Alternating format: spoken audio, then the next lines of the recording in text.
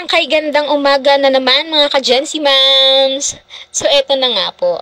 Nag-post na naman ang inyong mare kahit wala kayong pake.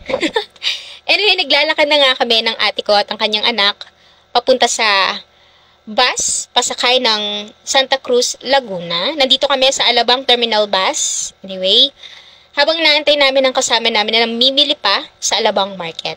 So sa mga hindi pa po nakakaalam, mga ka-Gen-Z Moms, isa sa mumarahing bilihin ng karne, gulay o anumang pansahog panglulutuin sa Alabang Market. So, ito na nga po, pasakay na kami ng bus. At mabilis lang ang biyahe dahil nadaanan na namin ang SM City Calamba.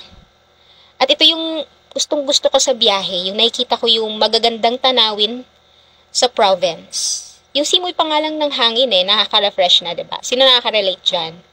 So, abang-abang lang mga ka-Gen-Z Moms. Nandiyan na kami mamaya sa aming pupuntahan.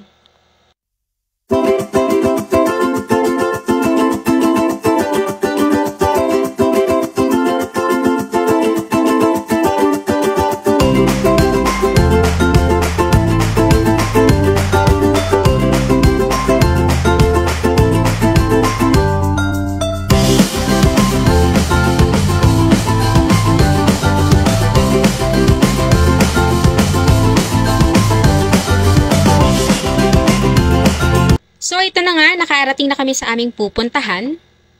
At nakaabang dyan ang aming Junakis. Tingnan mo yung mukha niya dyan. Hindi halatang excited.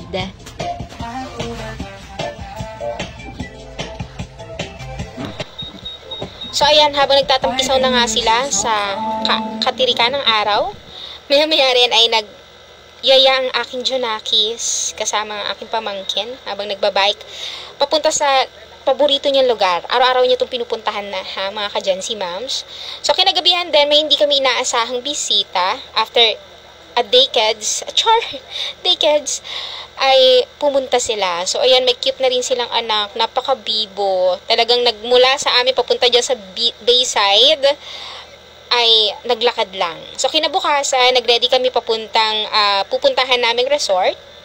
Siyempre, dahil long weekend, kailangan nating ma-freshan. Char!